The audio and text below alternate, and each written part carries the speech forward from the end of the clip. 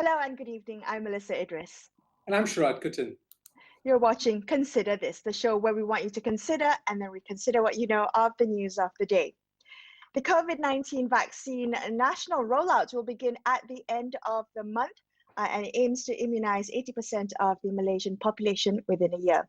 So according to reports, the first 1 million doses of Pfizer's COVID-19 vaccine will be delivered to Malaysia in batches across 2 months, with an initial shipment of 144,000 shots arriving in a couple of weeks.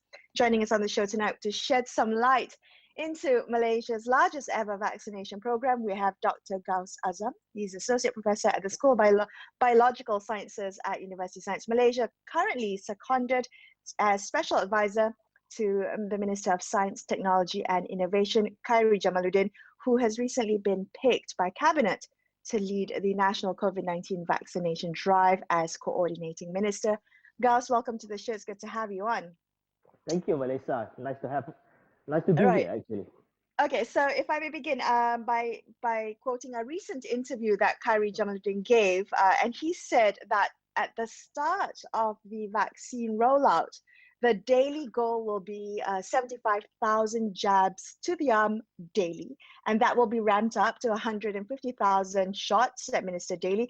Now, those are extraordinary numbers. Ghows, maybe you can explain the plan to get to 150,000 shots a day. That's in a 6-hour work week. That is 25,000 shots an hour nationwide. Yeah, thank you for the question, Melissa. That's a very good question.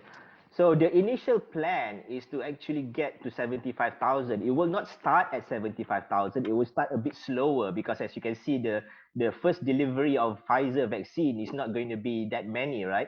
So our first target is going to be 75,000. And when we can reach that target, it depends on how fast the vaccine can come in. And in order to do this, this is why KKM has identified 600 sites all over Malaysia to be used as vaccination centers.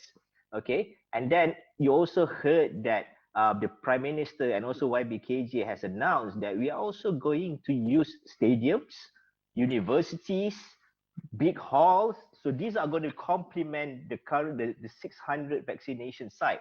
So as we need to ramp up from very slow, we will go exponentially, but our first target is 75,000. And once we want to ramp up to 150,000 daily, we will have to utilize all these big arenas. So I think it is not impossible to do it. Right. So just as a comparison, the United States now is doing somewhere about 1 million shots a day. Right. So we are only targeting about 150,000. And we're doing this because if we have enough vaccines, we don't want to store it for too long. We just, as the vaccine arrives, and I think this is where during the second and third phase, when you have to immunize a lot of people, as the vaccine comes, we distribute it as quickly as possible to as many centers as possible so that we can vaccinate as many people as possible.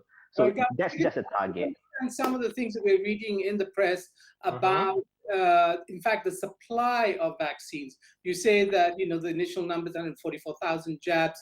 There is the issue of global supply. What assurance does Malaysia have that it will have a regular stream of these vaccines coming in that will not get caught up in the vaccine nationalism and attempts by different nation states to control the delivery and supply of vaccines?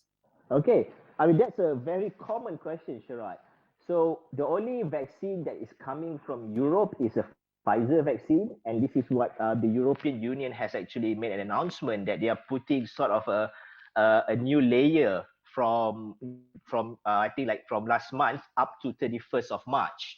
So the only vaccine that's going to be affected by us is the Pfizer vaccine because it's coming from Belgium. However, as you can see, YB Khairy has come up with a statement saying that he has talked to the EU ambassador and the Belgium ambassador, and they have told us that they're going to do everything they can to make sure our vaccine is not stuck in Belgium. And so far, our indication from Pfizer themselves have also said that our vaccines are not going to be affected from that. Okay, so our vaccines is going to come hopefully by end of this month, and then it will come in batches from every week, the delivery. And then for the rest of the vaccine, once it's approved, so at the current moment, only Pfizer is approved by MPRA, but we're also expecting AstraZeneca's vaccine. We are expecting Gamaleya, Sputnik V vaccine. We are expecting Sinovac vaccine to come somewhere around April or March, depending on NPRA's approval. So once NPRA is currently doing the rolling submission, they are analyzing all the data from all these different vaccines. When they give approval, then these vaccines can be rolled out. So that is when we can have a stack of vaccines. And once we have multiple vaccine manufacturers rolling out their vaccine in Malaysia, we are going to get enough vaccines to immunize more and more people. I mean, Gus, you're explaining this to us very clearly, and I get a sense that that there's a plan in the works. There are, there's a checklist of things that need to be looked at. Why hasn't this been communicated to the public? There is such a lack of clarity when it comes to the national vaccination program that it's causing a lot of people to raise questions. Where is this plan? It seems to me that there is a plan in the works, but why isn't it being communicated? Okay, so the plan every day, KKM is tweaking this plan because there are a couple of uncertainties. For example, we do not know exactly the date of the delivery of the vaccine. Some vaccine will tell us Q1, Q2, Q3, Q4, but every Q there's 3 months, and within every month we don't know what day is coming.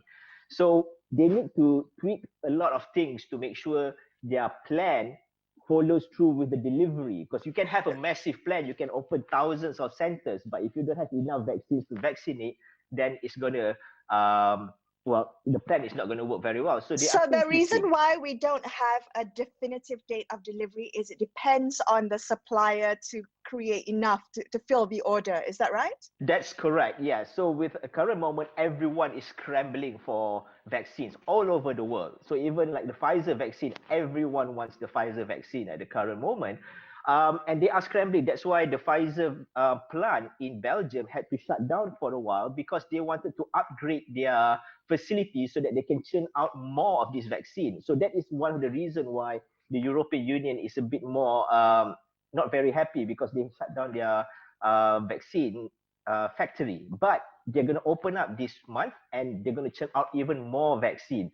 So interesting that you mentioned, the diversification of vaccines. We have different types of vaccines coming in from different locations.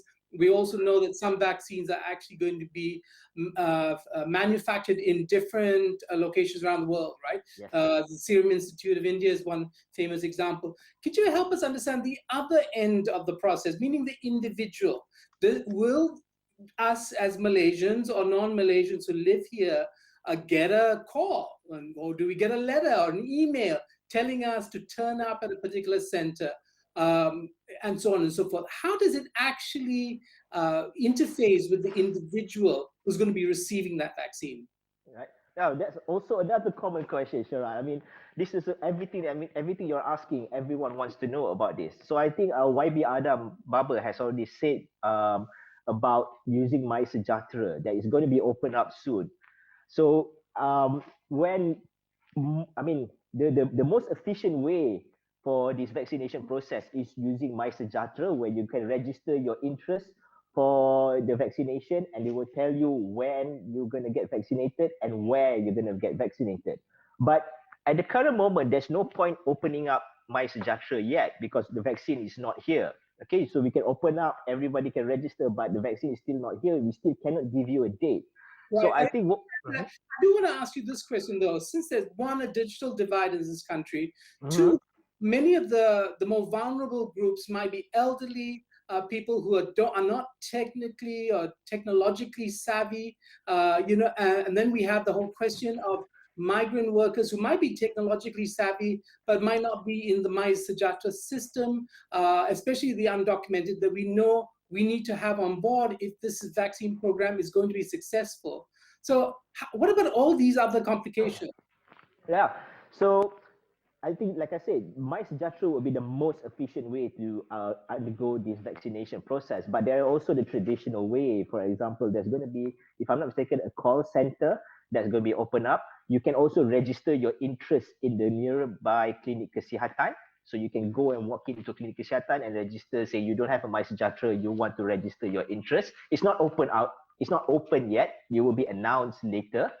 I think there is also, for example, in the rural area, I think KKM needs to go maybe door by door for these certain vulnerable people, right? People who are very old, maybe they don't have people taking care of them. So KKM is looking at all this. So the general public, maybe like 70-80% who uses MySejahtera would not have a problem. They just use MySejahtera, but I think KKM understands that. I'm not speaking on behalf of KKM, but this is what I heard. They are looking at this seriously. Right. They even have to go door by door if they have to. Well, okay, so if I may zoom out a bit from the vaccination program, I want to ask you, Ghows, about your role. So now you are seconded to advise as a special advisor to the minister. What exactly are you advising him about? Because your background is in microbiology. Are you looking specifically just at the vaccine and the types of vaccine, the science behind the vaccines, or are you part of the entire conversation and the process, the considerations being made? Yeah, so well, I was seconded here before all these vaccines procurement thing that was brought into Mosti's hand. But basically, my background is molecular biology, so I do work on RNA, for example. So I have a lot of knowledge on RNA, on DNA, and how the cell works. So I was here to advise the minister on the science behind the vaccine. Yeah, so that is my role here. So basically, if there's anything that's science related that the minister needs advice on, he will come to me, and if I cannot answer it, I'll find someone who can. So I think that's also the sort of the middleman, because we can ask, for example, Academy Science. They have a lot of people, fellows, and the Young Scientist Network, all experts. All right, then I'm gonna ask you to make use of the skills and perhaps talk to us about the science of, there's been a lot of debate around the mRNA vaccine. Right. Talk to us about the safety and the efficacy of the vaccine, but in a kind of sound science story. Tell it to us in sound science. I'll try my best.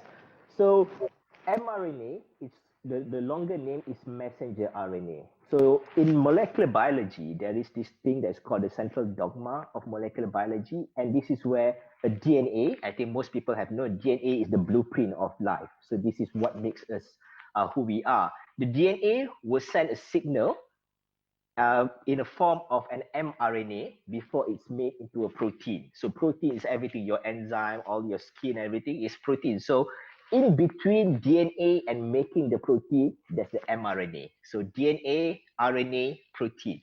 So mRNA is a temporary, a transient message which is present in our cell. It's not very stable, okay? And it's not also permanent. So it will only be made for a very, very short while, and then it's degraded away. And this is how the mRNA vaccine is made. So what scientists have done, for example, Pfizer and Moderna, they took the genetic material from the virus, and this is the spike protein. You've heard about this spike protein so many times. This is the protein that's recognized by our antibody. So they just take that small sequence, made it into an mRNA, and then injected in our cell, and our body will produce the spike protein. And when our body produces the spike protein, it will trigger the immune system. So our body will then be ready whenever, once your antibody has been produced, our body is ready. If the virus comes into our body, it will immediately neutralize it. So I think that's sort of the way how mRNA works. It's just a coding sequence for a spike protein to prepare our immune system for the virus.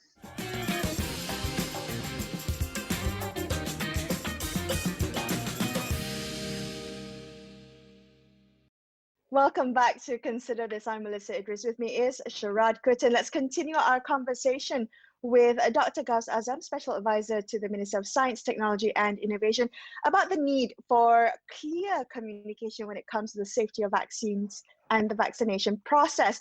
Ghows, vaccine hesitancy and vaccine confidence, both of those things, underlying them both hesitancy and confidence, is the issue of trust. And there is a trust deficit that has manifested itself in the reluctance to believe assurances by experts and authorities that the vaccine is safe. Now, what would you say to those who are not inclined to conspiracy theories, but just simply perhaps do not trust the government or the institutions at this point in time? Okay, thank you so much. Vaccine hesitancy is something we are looking at very, very seriously. And we do have a communication plan that has been rolled out. But before I go into the communication plan, let me just say something. At the current moment, all right, there are more than 70 countries, probably 50 to 70 countries that have rolled out vaccination. And from the recent statistic that I've looked at, there is about 131 million shots that has been given on COVID-19 vaccines alone all over the world. So that's 131 million shots that have been given before we even receive it.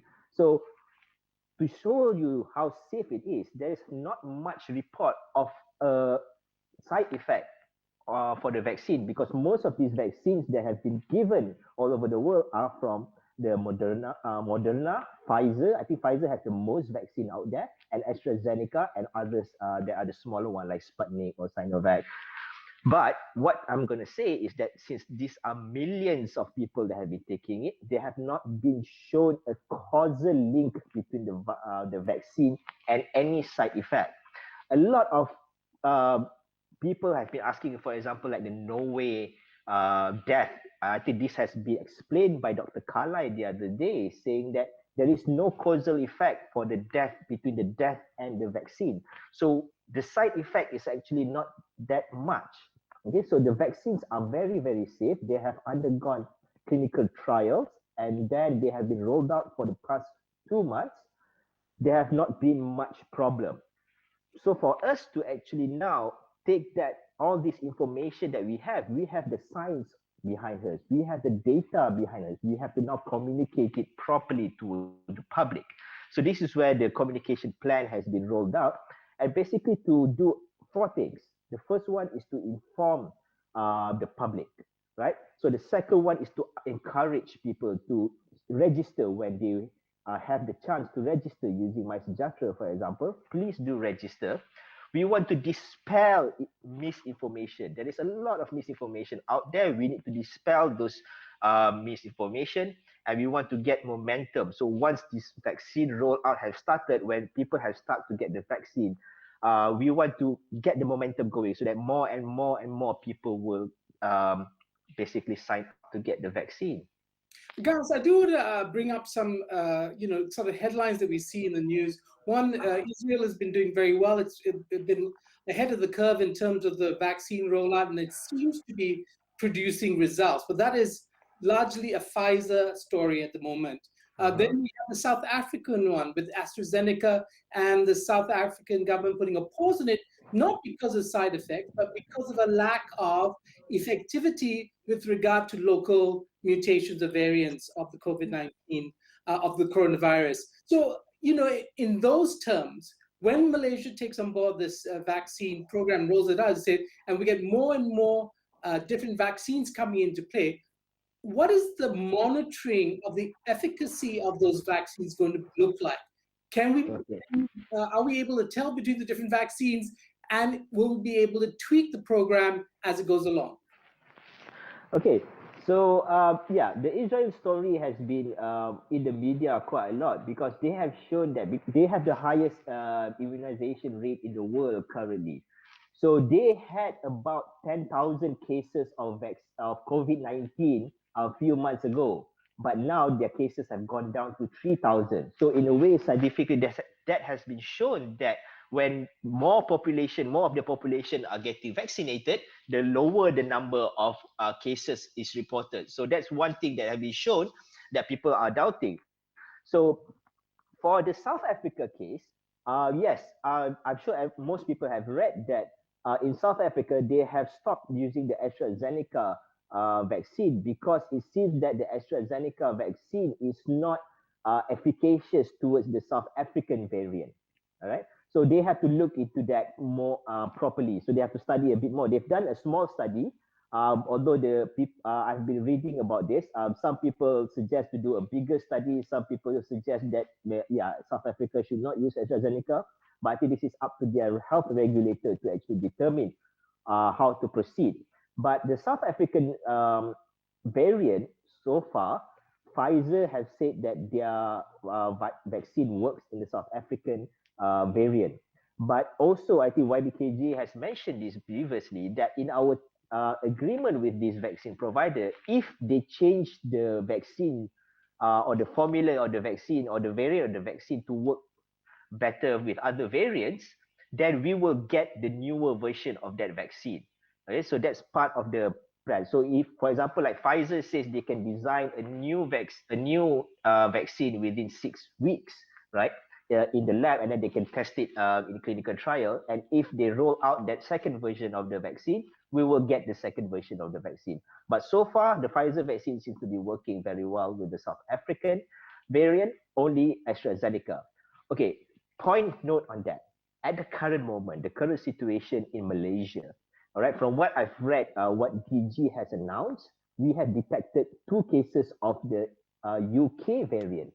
I have not heard about we detecting any South African variant yet in Malaysia. I might be wrong, but so far I have not heard about this, which means to show that one, KKM is constantly monitoring all these COVID positive cases, because as you can see, like a few months ago, people were talking about the D614G and the A701V variant that is currently dominant in Malaysia. So meaning that KKM is looking constantly at all these variants to make sure that we understand what's happening in Malaysia. So South African variant is not currently present in Malaysia so far. All right. Well, I'm glad to hear that there is, there's monitoring when it comes to the mutation of the strain here in Malaysia. That is, of course, critical to how the vaccine rollout is going to happen. I want to talk about the non-scientific based challenges that could present itself during the vaccine rollout, particularly jumping queue or preferences or priorities, or even categorizing what is a frontliner. And I want to ask you about a concern that was brought up by the former Deputy Health Minister, who was worried about jumping queue, people in positions of power, of influence or resources. How are we going to make sure that there is that the national vaccine rollout is going to prioritize frontliners, is going to prioritize people of risk, and then the subsequent rollout of the vaccination?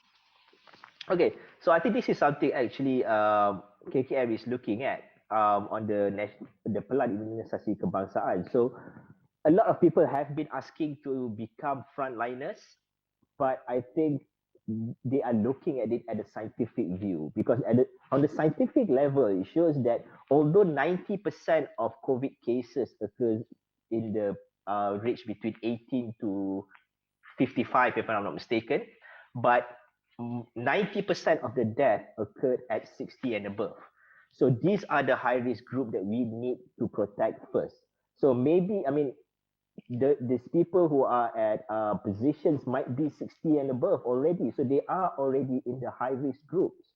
But in consider for jumping queues, I don't think there will be people who will be jumping queues. Although a lot of people want to become first, they're even asking if they can buy this privately. It's very hard to find this privately because most vaccine manufacturers only sell to government. But I don't think that will happen.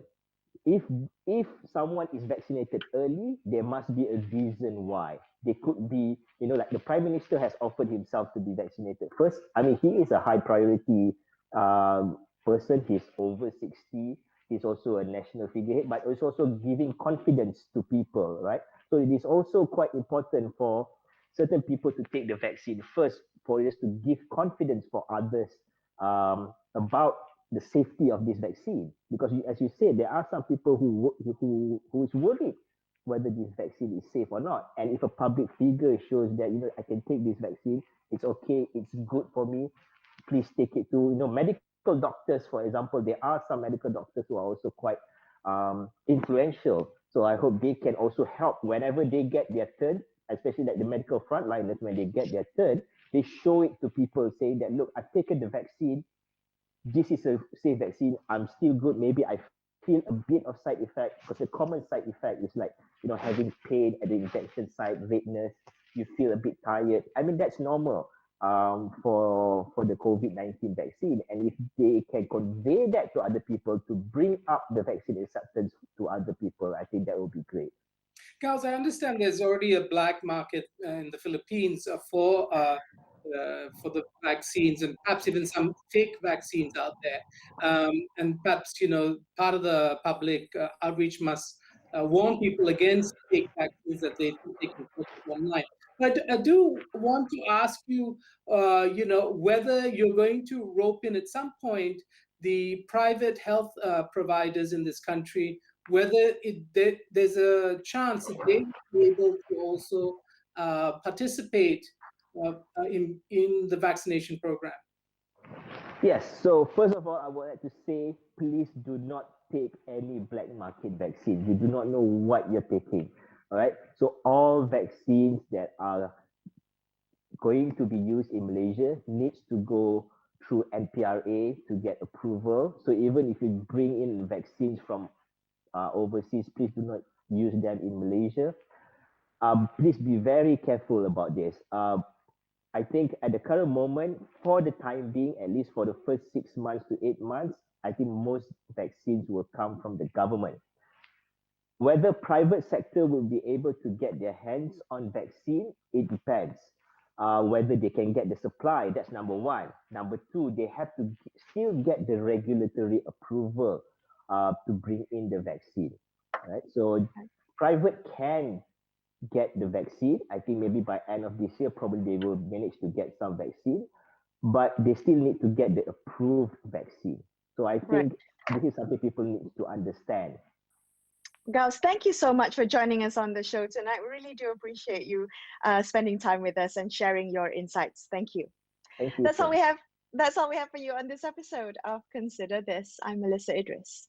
And I'm Sharaad Kuttan, signing off the evening. Thank you so much for watching, and good night.